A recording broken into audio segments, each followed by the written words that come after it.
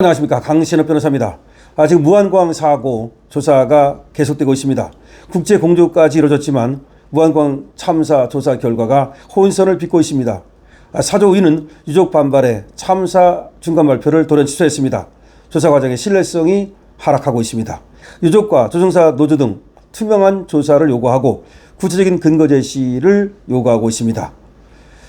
최근 말이죠, 사조위가 제주항공기 무한공사 참사 원인에 대해서 조종사 책임론을 제기했습니다. 그런데 그 책임론을 공식적으로 제기하려다가 유족의 반발로 중간에 돌연 취소하고 말았습니다. 유족들의 반발이 거세지는 이유는 사고 원인을 새한테 미루고 그리고 조종사한테 미루기 때문입니다. 바로 버드 스트라이크 그리고 조종사의 실수, 그것 때문에 엄청난 사고, 179명이 사망하는 사고가 벌어졌다는 것이 조사위가 발표하려던 중간 조사 결과였습니다. 그러나 유족은 그것을 받아들일 수가 없고 조종사 협의체 역시 그러한 사조위의 중간 조사 결과를 받아들일 수 없다고 반발합니다. 자, 그 이유가 있습니다. 지금 사조위에서는 말이죠, 버드 스트라이크 이후에 어떤 이유인지 조종사가 2번 엔진을 껐다는 겁니다. 그런데 비행기가 멈춰 서고서,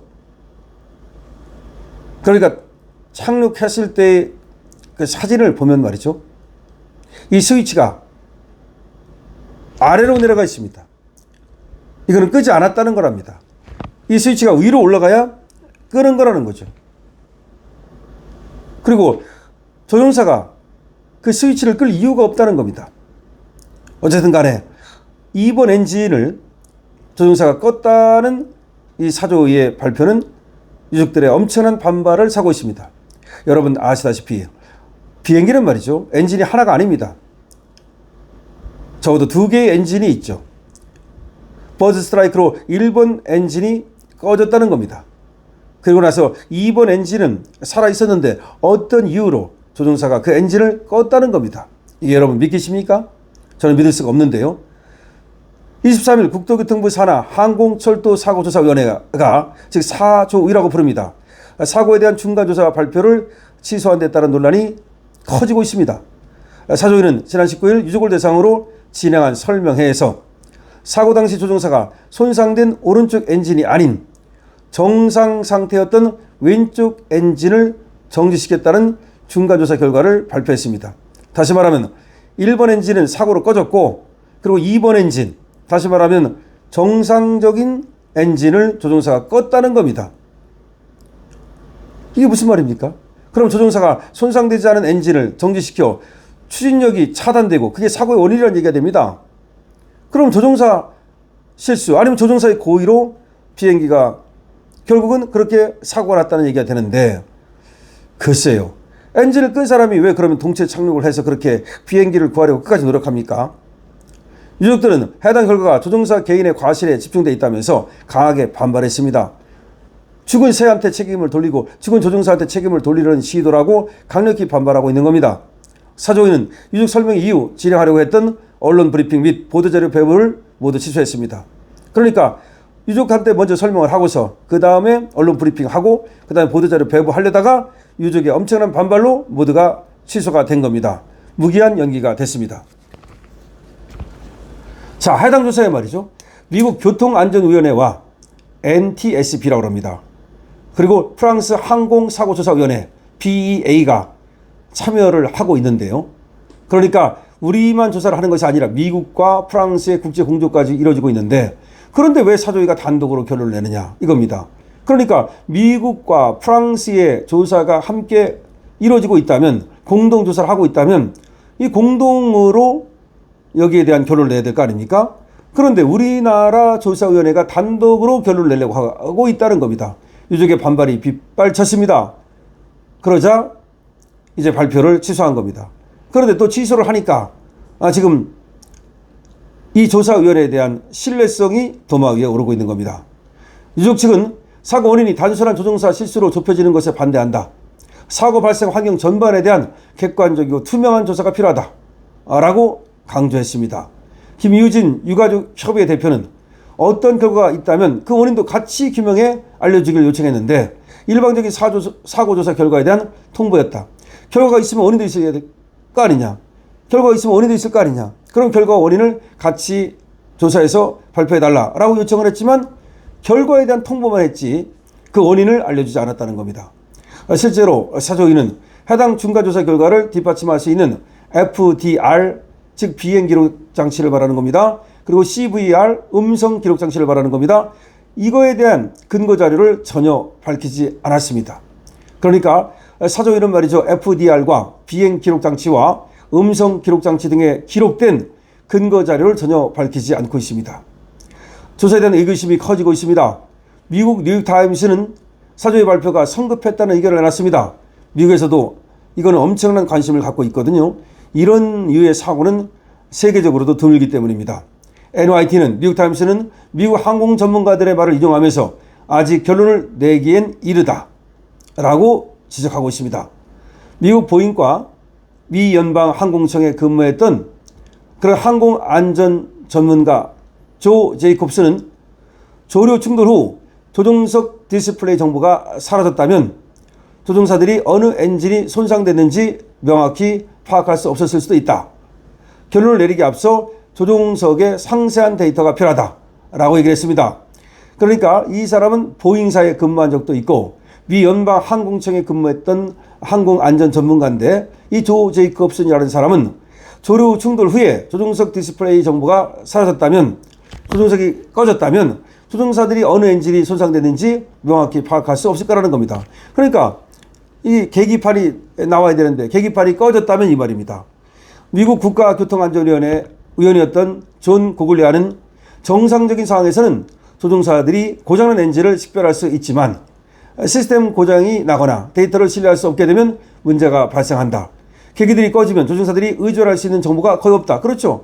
계기판 보고 지금 조종하는 건데 계기판이 꺼지면 조종사가 뭘 보고 하겠냐 이 말이죠. 이처럼 사고 원인을 조종사 책임론으로 성급하게 결론을 내리면 안 된다는 반응들이 나오고 있습니다. 그러니까 조종사 책임이 아니라 조종사 실수가 아니라 뭔가 항공기 내에 무슨 문제가 생겨가지고 조종사가 오히려 그 상태에서 조종을 못했기 때문에 사고가 났을 수 있다고 보는 겁니다.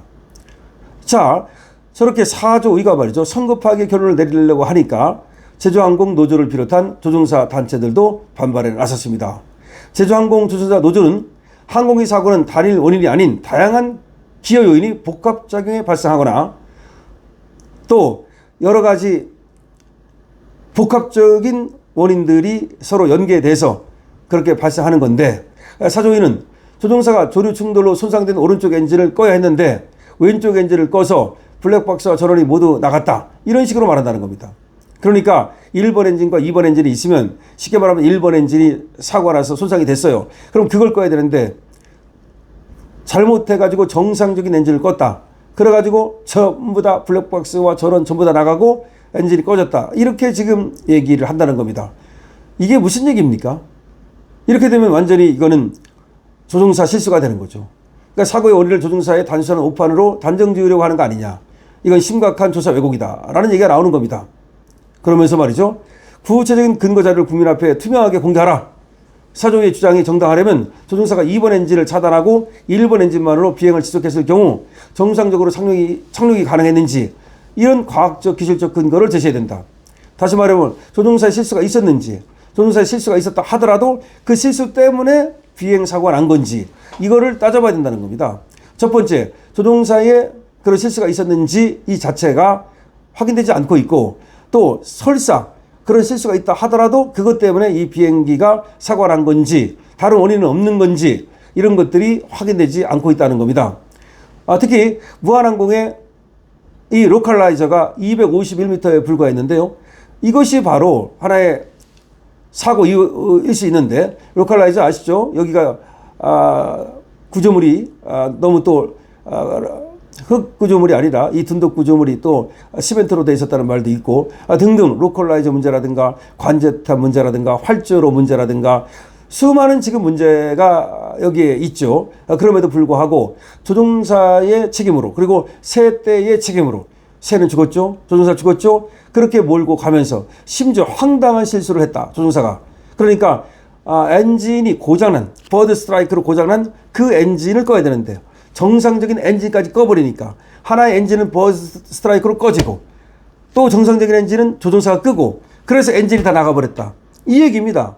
그런데 이거를 믿을 수 없다라고 지금 얘기하는 겁니다. 그리고 그렇게 성급하게 결론을 내는 것은 조종사를 2번 죽이는 것이고 조종사의 책임으로만 모든 것을 몰면서 자기들은 빠져나가겠다는 것이 아니냐. 공항의 문제는 없는지, 활주로의 문제는 없는지, 관제탑의 문제는 없는지, 그리고 비행기 자체의 문제는 없는지 여러 가지 살피고 결론을 내야 된다. 그런데 왜 그렇게 사조위는 조급하게 성급하게 결론을 죽은 조종사, 죽은 세대의 책임으로 몰려고 하는 것일까? 그리고 왜 민주당은 여기에 대해서 그토록 무관심한 것일까? 왜 이재명은 그토록 이 사고에 대해서 무관심한 것일까? 우리는 묻지 않을 수 없습니다. 여러분들 어떤 생각을 갖고 계십니까? 이 영상물에 대해서 여러분들의 생각을, 그리고 이 무안공항 사고에 대해서, 제주항공의 무안공항 사고에 대해서 여러분의 의견을 많이 적어주시기 바랍니다. 그리고 강신업 TV를 응원하신다면 222번 2번 이겨라. 그리고 자유보수 우파를 응원하신다면 222번을 주십시오. 그리고 무엇보다도 좋아요를 꼭 눌러주시고요. 그리고 또 공유도 부탁을 드립니다.